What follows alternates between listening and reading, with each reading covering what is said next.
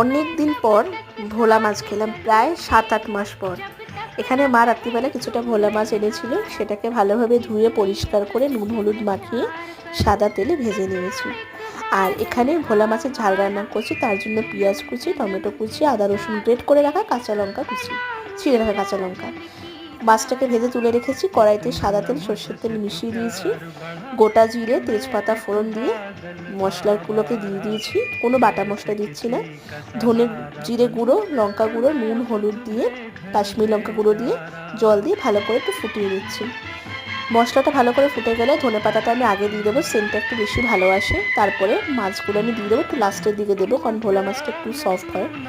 তো বেশ কিছুক্ষণ ফুটে এলে নামিয়ে নিলেই রেডি ভোলা মাছের ঝাল। কেমন হলো অবশ্যই জানিও। তোমরা কিন্তু বাড়িতে একবার ট্রাই করে দেখো। ভালো লাগলে ভিডিওটা লাইক করে চ্যানেলটা সাবস্ক্রাইব করো, আরও এরকম অনেক রেসিপি দেখার জন্য। টাটা।